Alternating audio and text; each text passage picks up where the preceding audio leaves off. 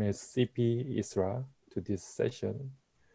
Lauren will touch upon the different types of cerebral palsy and the various impairments. Also, we'll cover suitable sports for people with CP and barriers that may be experienced. Thank you. I will just share my screen then. Hello everyone, and thank you very much for having me come and talk as part of this webinar series. At CPISRA, we're really thrilled to be invited to come and join you. My name is Lauren McAllister, and I am the development manager at CPISRA. My background is working clinically with people with cerebral palsy, but I've been working with CPISRA full-time now for just over 2 years. So cerebral palsy affects approximately 17 million people in the world, and it's one of the most common impairment groups that participate in parasport. So what we'll do in this workshop is we'll cover the different types of cerebral palsy and the descriptions of cerebral palsy in general, the various impairments that can be experienced by someone with cerebral palsy, also associated conditions that present with similar impairments. And then we'll just touch on suitable sports for people with cerebral palsy as well. Okay, so just first of all, a little bit about CPISRA for anyone who doesn't know us. CPISRA is the Cerebral Palsy International Sports and Recreation Association. We're one of the founding members of the Paralympics, and we represent athletes with cerebral palsy and related neurological conditions in terms of parasport. So we're an organisation of members, and each star on the map here is where we currently have a national member. So our role is to provide and promote opportunities for recreational sport and activity, develop grassroots development sport, and facilitate platforms for regional and international competition. Our vision at CPISRA is that all people who have cerebral palsy or related neurological conditions have the benefit from and can participate in sport everywhere in the world. So what is cerebral palsy? So cerebral palsy is a neurological physical disability that affects movement and posture. So even that sentence alone is really important to remember, that it's a physical disability affecting movement and posture. Cerebral palsy can be caused by damage to the infantile brain before, during, or shortly after birth.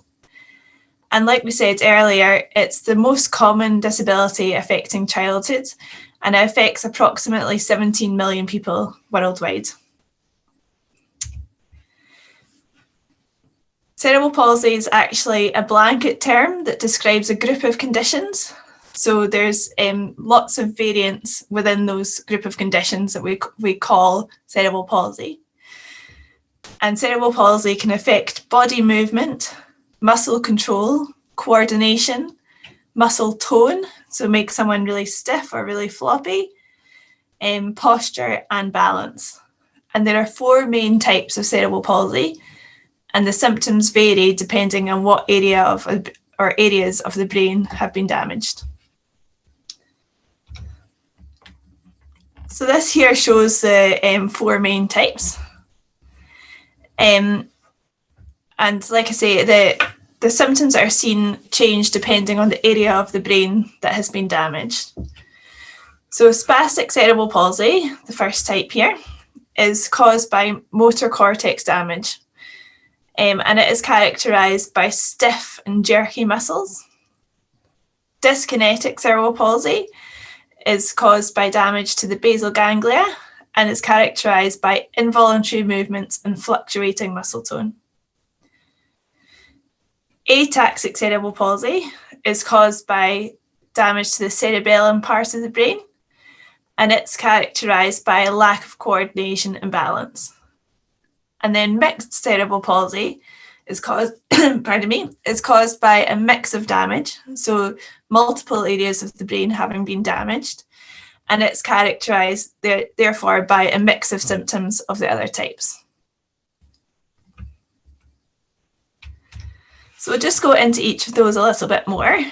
So first of all, spastic cerebral palsy. So that is caused by damage to the motor cortex part of the brain, like we said. And spasticity is a form of hypertonia, which is increased muscle tone. So hyper meaning increased and tonia meaning the tone. Hypertonia makes muscles stiff and difficult to move, whereas spasticity is when the muscle becomes even stiffer when it's moved quickly. So the faster the limb is moved, the stiffer it will seem. So hypertonia is when there's stiffness through the whole range of movement of somebody's joint. And spasticity is when they go to move their limb quickly, there's that catch. So they're two different things, hypertonia and spasticity. I'm just seeing lots of messages in the chat, but hopefully it's nothing that there's any problems or anything.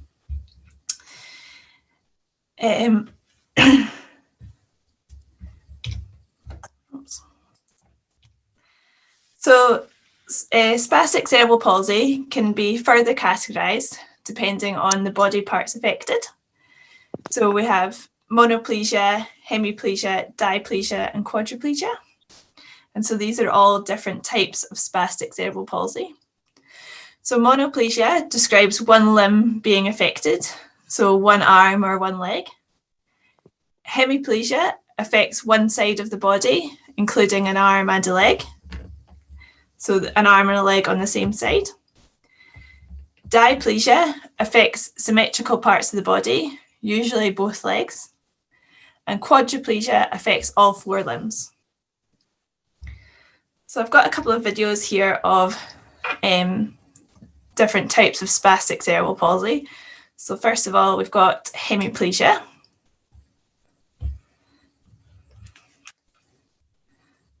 This person's affected with cerebral palsy down the left side of their body.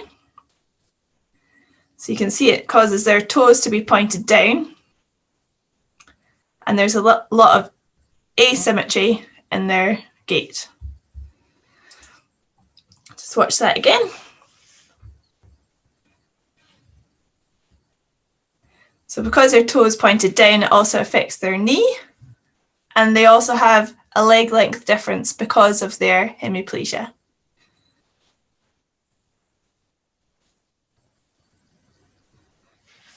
Okay. And here is somebody with quadriplegia, so all four limbs affected.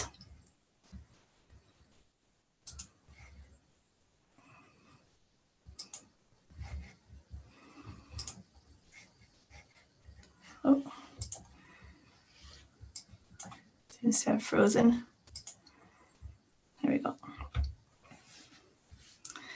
So even though all four of his limbs are affected, it's not completely symmetrical. So you can see that his left side is slightly more affected than his right side.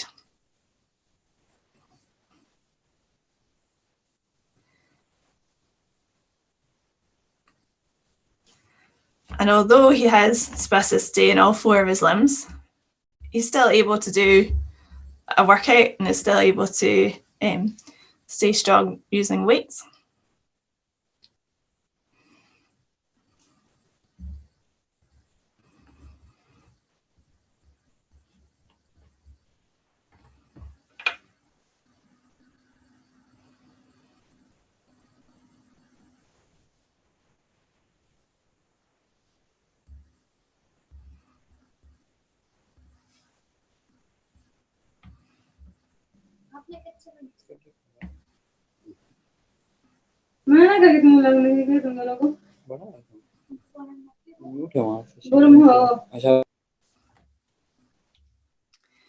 Okay, so the next type we'll just talk about is dyskinetic cerebral palsy. So that's when there's damage to the basal ganglia part of the brain, which is sort of like the brain's switchboard for interpreting messages. So it means that there's a bit of confusion then between the messages that are being sent from the brain to the muscle and also the messages being sent back up from the muscle to the brain. So individuals with dyskinetic cerebral palsy have variable movement that's not within their control. And these involuntary movements become more noticeable when the individual attempts to move. And the movement types can include dystonia, athetosis, or chorea. So with each of those, dystonia is involuntary muscle contractions that result in slow, twisting, or repetitive type movements, or abnormal strained postures. So sometimes you'll see dystonia with someone with dyskinetic cerebral palsy. For example, if they were writing with their one hand, if they were writing with their left hand, their right hand might come up into the air without them even, actively trying to move their right hand. So that's those like involuntary postures that their limb might go into. Athetosis is slow, continuous, involuntary or writhing type movements that are present at rest and then made worse when the individual tries to move. And chorea are movements that are brief, abrupt, irregular, and unpredictable. So someone with dyskinetic cerebral palsy may have one of these movement types primarily, or more usually, they'll have a mixture of all these different movement types. So here is a video of someone with dystonia.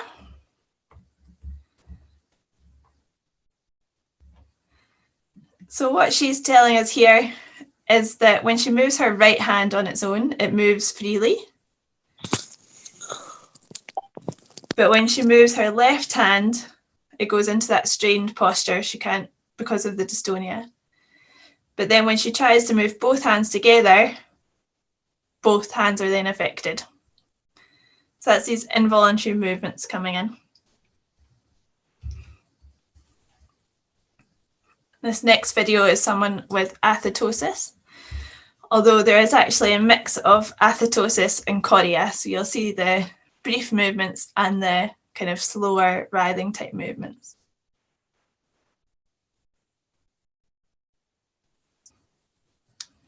So you can see that that kind of tremor is there all of the time, but it gets worse when he tries to move or tries to concentrate on a task.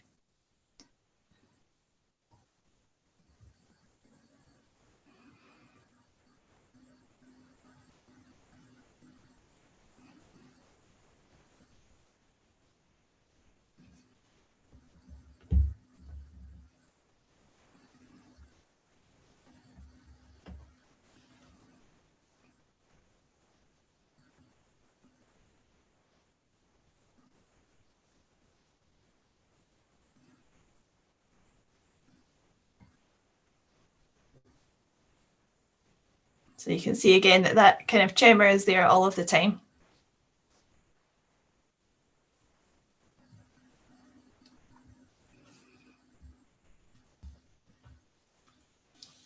Okay.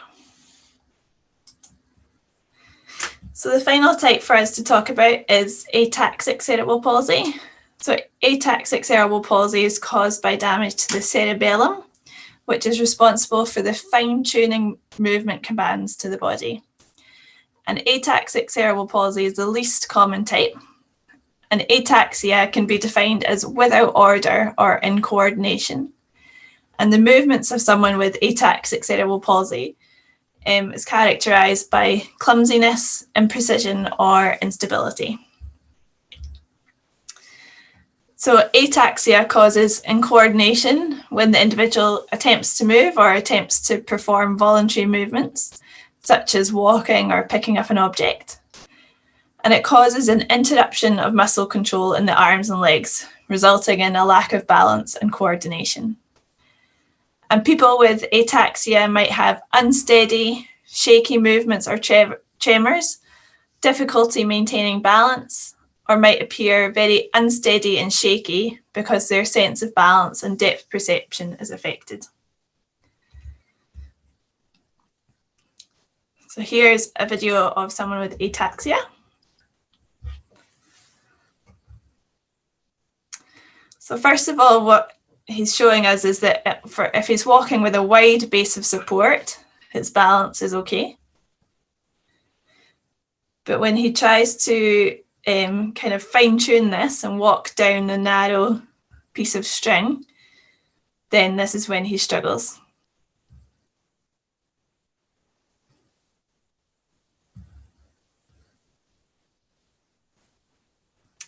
the same when he goes to write. So this, again, this kind of fine motor control is difficult.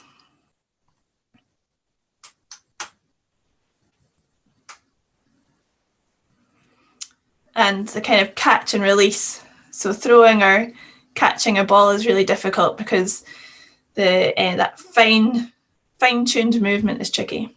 And then when he runs, you can see he doesn't get any flight phase. So he's always got both feet on the ground. However, when he's put in a race running frame, so he is second from the right, you can see his movements, his gross motor movements are much freer. So really, that just illustrates how important it is to find the right sport for a person, because he is the world champion when it comes to race running. And so it's just really important to know that there are lots of options for people with cerebral palsy to take part in sport. So that's all the different types, the three main types. And then also there's mixed cerebral palsy, which would result in a mix of each of those symptoms. So just briefly talking about the causes of cerebral palsy. So cerebral palsy occurs if a baby's brain doesn't develop normally while it's in the womb, or is damaged during or soon after birth. So this list is some potential causes, but often the exact cause in individual cases isn't actually known. So causes can include bleeding in the baby's brain or reduced blood and oxygen supply to their brain. And that can be before, during, or shortly after birth. An infection caught by the mother during pregnancy, which then affects brain development. The baby's brain temporarily not getting enough oxygen during a difficult birth. Meningitis or a serious head injury. So both of those would be after birth. And if either of those happen before the age of 2 and it causes brain damage, then that is classed as cerebral palsy. If it happens after the age of 2, then it's known as an acquired brain injury. So up to age 2, it's called cerebral palsy. So then, how common is cerebral palsy? So it's approximated that between 1.5 and 4 in every 1,000 live births of children will have cerebral palsy, and that's around the world. And the rates are similar in both the developing and the developed world, but the causes and the types seen do vary from area to area. The rate of cerebral palsy can increase to 40 per 1,000 births if it's a premature birth or if the baby has a very low birth weight.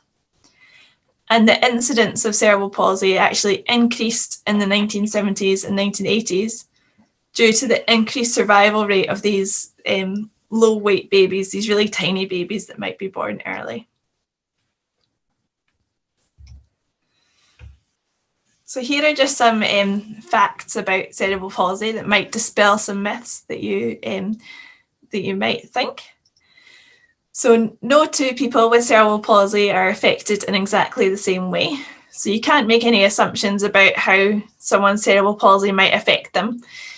And that is just recognizing that we're all individual, and also that how the cerebral palsy affects the body will depend a lot on when they were diagnosed, what treatments they had as a child, and then also their own personalities and their own interests, which affect how the cerebral palsy will affect them.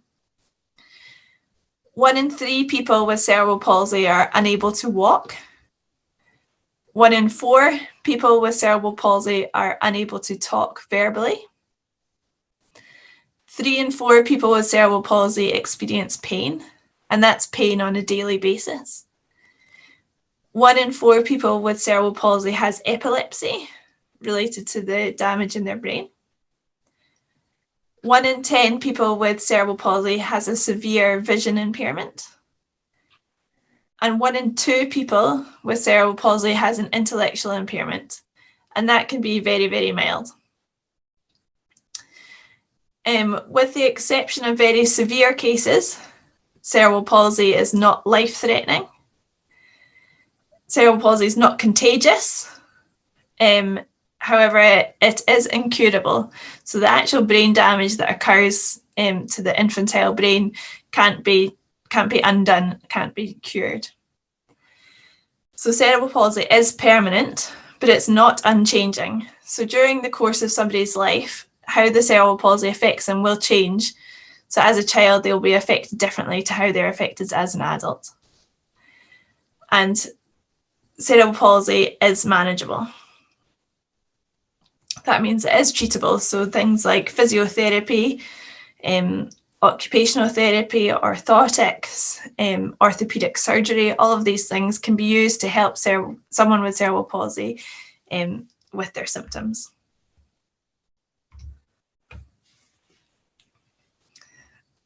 So when we talk about cerebral palsy in a parasport context, we also have to recognise that parasport and events are classified according to impairment types. So within the IPC, the 3 impairment types that relate to cerebral palsy are hypertonia, athetosis, and ataxia. So there are some conditions which result in similar impairments to those seen with cerebral palsy. So this is a list of some conditions, but it's not an exhaustive list. So many other conditions may result in similar impairments to what we've spoken about. So we have acquired or traumatic brain injury.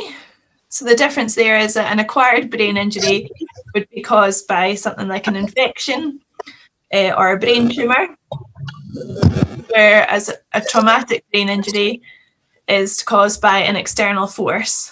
So like a fall from a height or a road traffic accident or something like that.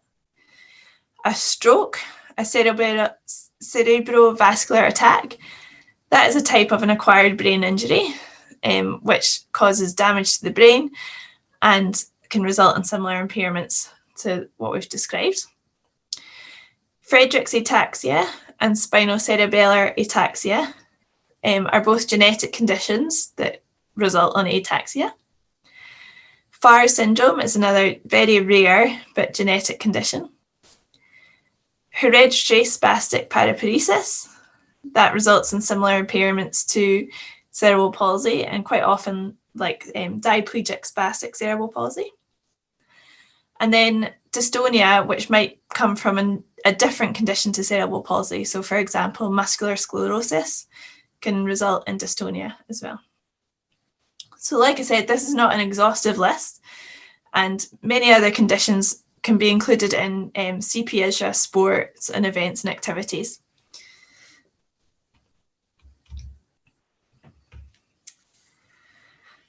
So this slide is about the GMFCS. So the GMFCS is the Gross Motor Function Classification System, and it describes the gross motor function of people with cerebral palsy. So it's not used directly in sport classification, but it can be useful in helping to determine suitable sports for individuals. So it's a 5-level clinical classification system. So GMFCS 1, this one down here, describes the lowest level of impairment. So where children and adolescents can walk, climb stairs, run and jump, but balance and coordination might be limited. And then it goes up in steps incrementally to level 5 up here, which describes the highest level of impairments. So children and adolescents in that level would be transported in a manual wheelchair in all settings and are limited in their ability to maintain anti-gravity head and trunk postures and to control their leg and arm movements. So like I said, this isn't used directly in sport classification, but it can be useful when you meet someone with cerebral palsy to help signpost them to what sports might be suitable for them.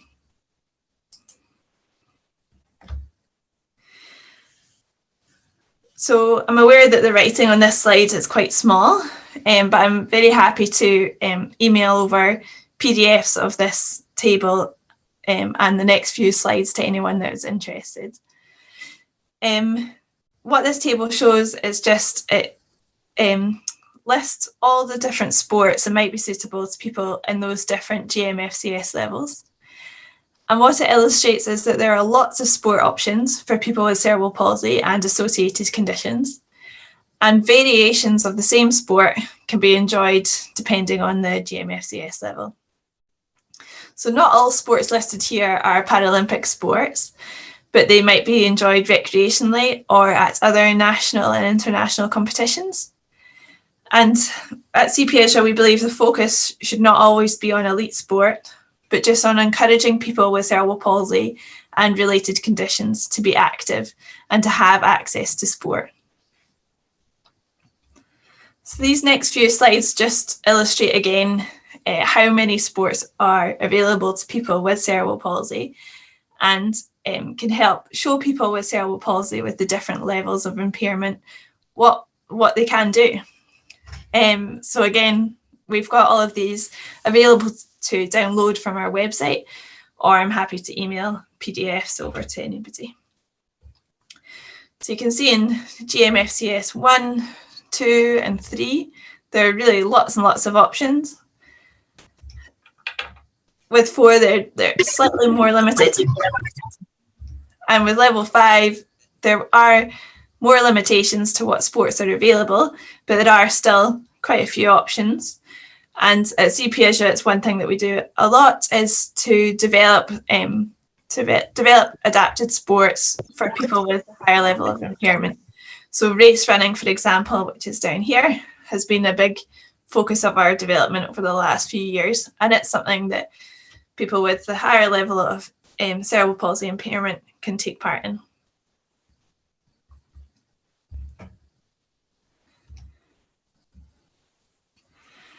So next we'll just go through a few case studies of athletes with cerebral palsy to talk about why they love sport and what they get out of it. So first of all, we have Leo, who is a swimmer. Leo has hemiplegic spastic cerebral palsy. So we asked him what interested Leo in getting into sport in the first place. And he said that sport for him is like an escape. So it's a chance for him to forget about his disability and the struggles that he has to face on a day-to-day basis because of his cerebral palsy. It allows him to feel like any other person, and because he can compete against himself and other people on a level playing field. We asked what barriers he faced trying to access sport, and he said the biggest barrier for him was actually finding a coach that would be happy to coach an athlete with cerebral palsy. And he feels that not having a coach early on in his life actually led to him missing out on opportunities to really reach his potential with swimming. We asked what effect sport has had on his cerebral palsy throughout his life. And he says that it's been really beneficial. Not only has it allowed him to escape from that day-to-day challenges, but he's also developed life skills such as being able to deal with adversity and failure, as well as success, all in a positive way. And because he's been using his muscles and they've been exercised regularly, he feels that he's not actually had to have as many medical interventions as he might have had to have otherwise. And outside of the sporting world, being active and taking part in sport has enabled him to become more confident, develop skills like self-discipline, and also his social skills, because he's been able to mix with a range of people from a variety of backgrounds from all over the world. So it just illustrates what the benefits that sport has for everybody, and especially people with cerebral palsy. Next, we have Gavin. So you might recognise Gavin from the ataxia video earlier on. So Gavin is a race runner. So we asked what got him into sport initially. And he first got involved with race running at the age of 5 after his physio recommended it to him as a sport that he could enjoy. And he was interested to get into sport because when he was younger, he was just desperate to run around with his friends because he saw how much fun they were having and he wanted to have the same enjoyment. The biggest barrier for Gavin was finding a sport that he could participate in independently and on a level playing field. So that's what we were illustrating earlier with his video, and that there were lots of sports probably that weren't suitable for Gavin. So it took him a while to find the one that he really loved and that he could really excel in. Gavin says that being involved in sport has definitely had a positive impact on his cerebral palsy because it's really allowed him to improve his fitness and his strength. And outside of the sporting world, he's gained confidence and he's made friends from all over the world. Next up, we have Dan, and Dan is a boccia player, and he has athetosis, so he's got that dyskinetic cerebral palsy. So Dan first got into sport at 16, and then within 6 months, he was in the gold medal boccia team in Beijing 2008, and then later in the bronze medal team in London 2012. And the reason he was attracted to boccia was that it's the only sport that doesn't have an Olympics equivalent. And also any disabled person can play boccia at every level. Dan doesn't really feel like he faced that many barriers in accessing sport because boccia is open to all ages and all levels of disability, whether that's on an international level or a day centre. Everyone can have access to the game. And like Leo said earlier, taking part in sport for Dan allows him to forget about his cerebral palsy and just get on with his life. Whether he's playing, coaching, or refereeing, he always is able to feel part of the team and everyone's on the same level. So it allows him to forget about the differences and the difficulties that he faces in other parts of his life. And he just said that one of the benefits is that he just loves being active and he loves to be busy wherever he is.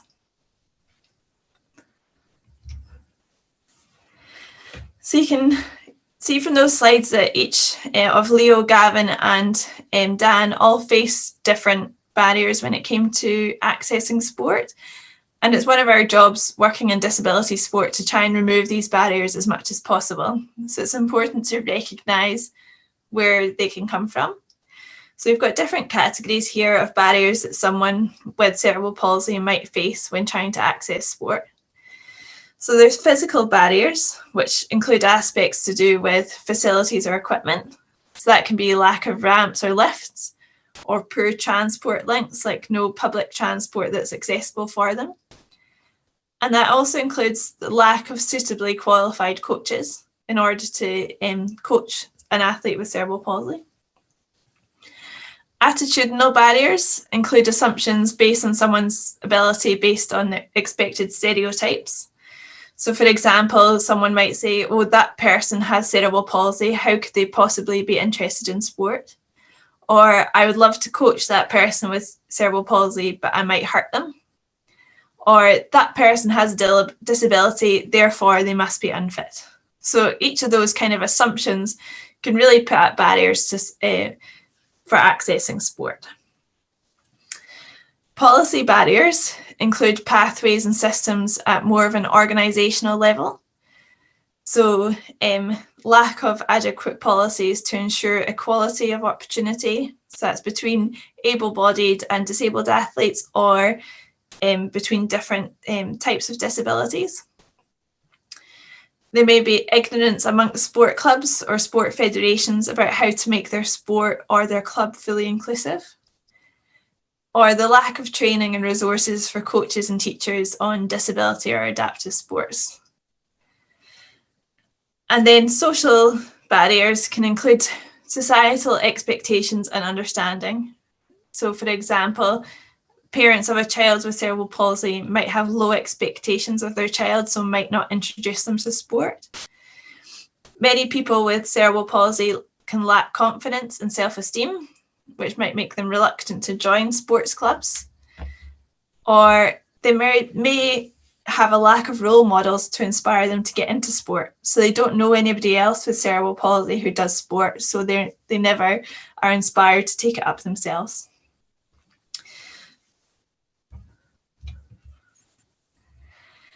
So just the next couple of slides just talk very briefly about considerations when coaching an athlete with cerebral palsy. Obviously, this is going to depend a lot on what sport you're doing, but this is just some general things to consider. It's important to remember that each person with cerebral palsy is affected differently, but all standard coaching principles are relevant. So take some time to get to know your athlete, and don't be afraid to ask them questions about how cerebral palsy affects them. So some things to consider are that temperature and climate can affect the individual symptoms. So they may become stiffer or less stiff depending on whether it's hot or cold. Athletes might have altered reactions or a startle reflex. So that may affect how they react to a starting pistol, for example. Athletes might have, with cerebral palsy, may have epilepsy, which you might need to consider. They will have altered and varying flexibility, stiffness, and movement restrictions, and that can change day to day or throughout a session. Balance and coordination can be affected. They may have associated conditions like visual, hearing, or intellectual impairment. And memory and understanding of instructions can be affected. And fatigue can worsen the impact of cerebral palsy, and someone with cerebral palsy might fatigue earlier than someone with a different disability. So when coaching, obviously communication and good communication is really important.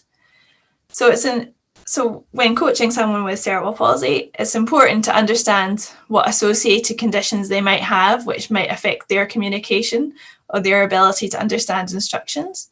So that could be, like we said, a visual or a hearing impairment or an intellectual impairment. They may use eye gaze technology or speech generating devices if they're unable to communicate verbally.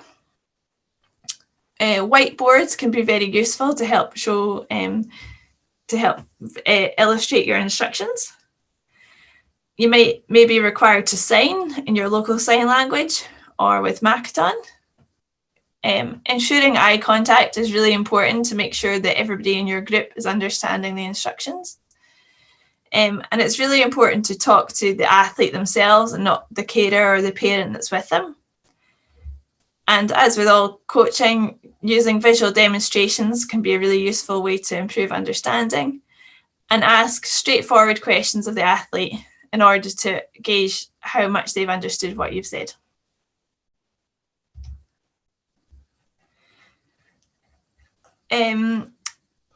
So in summary, there are a range of impairments associated with cerebral palsy and related neurological conditions. Cerebral palsy is primarily a physical impairment of movement, but individuals can have associated hearing, visual, and learning impairments.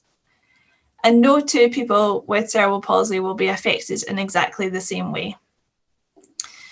And as individuals with cerebral palsy can face many difficulties with school, medical interventions, or employment, sport and active recreation can be a really valuable part of their physical and their mental well-being. And like we said, there are many barriers to sport that people with cerebral palsy and related conditions face.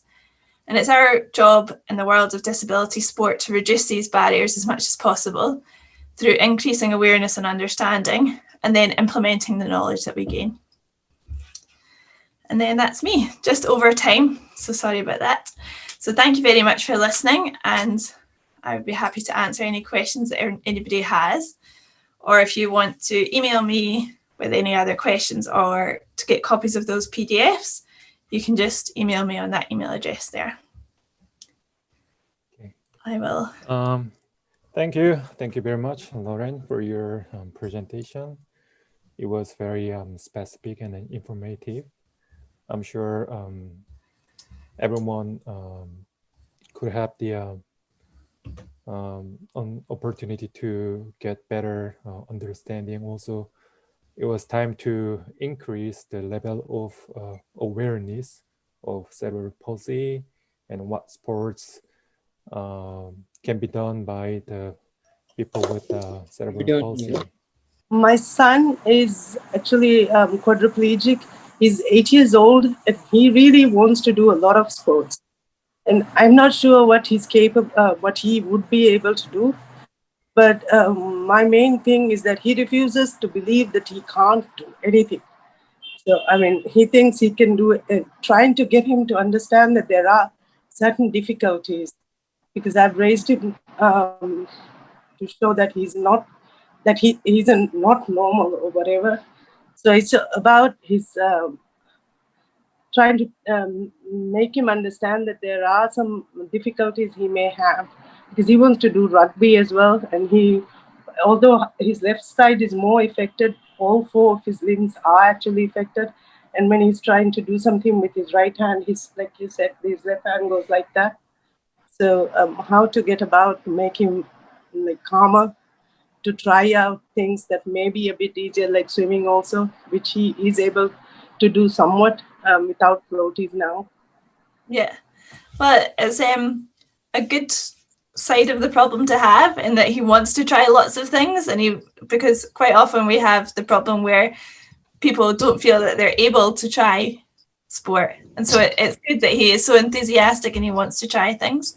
So I think my advice would just be to try lots of sports, and to find what it is that he enjoys and what he feels he can excel in. So just allow him to try as many things as possible would be what we would suggest. All right. Okay. Yeah. Thank you. Thank you for your question, Jennifer. Anyone has any further question for the presentation and all the information in the slides? We are going to upload the slide that Lauren just presented on the registration website, so you can visit and download anytime after the session closed. Hello, sir. I'm Devarshi from India, and I'm an para athlete. I have a classification of F33, but the problem arises that I am a locomotor disabled athlete. My health is declining at a very fast rate. So I am confused to continue in athletics or joining any other game. What is your question, sorry? Whether you should try a different sport? Yeah, actually I am a cerebral palsy athlete, but my health is declining from 2019. So I am quite worried about this. So I have to change my sport, or I have to continue with athletics. It would be very difficult for me to advise you on this without knowing you well. So I would recommend, if you have a physio or physiotherapist, then trying to get in touch with them and having an assessment to see how your body is now and whether athletics is still appropriate for you, or they can advise you on other sports or other physical activity that you could try. Because it's still important to stay fit and healthy throughout all parts of your life. Yes. Yeah. So if you can see a physio, then that would be what I would advise. Okay, ma'am. Thank you so much. You're welcome. I have one more question. I'm Jenny again from Maldives. It's about the wheelchairs, the different wheelchairs that are used for the different games, the accessibility to, because I'm sure they're quite expensive as well. How do I get my son to, without the wheelchair, he uses a push around? Yep. If you would like to email me, I can send you a link to an organisation called Motivation, And I know that Motivation do provide wheelchairs in India at least, and so I think that they also provide in the Maldives. But I can send you that information. Okay, thank you. That'd be wonderful. If you have any more question after we close this session, just feel free to contact APC office or directly contact Lauren to get your answers. Okay. So this concludes today's session, and hope to see you again in the next webinar. And please don't forget, there will be another session organized by CPISRA talking about frame running. Correct me if I'm wrong, Lauren, which this sports made the first debut at the Dubai World Championship competition last year. So this is a very new and very interesting sports. Is it true that, Lauren, the frame running made the first debut last year at the World Para-Athletic Championship? Yeah, that was the first time that it was on the world stage for World Para-Athletics. And it's now on the provisional schedule for Paris 2024 as well. Really exciting. So. Yeah, that sounds great. Yeah. Okay. So Craig will talk. Yeah. Great. Great. So thank you again, Lauren, and thank you everyone for your time and being with us today. I wish you all the best for the new year and have a nice day and see you next time. Bye-bye. Bye. Thank you very much, everybody. Thank you. Bye. Thank you.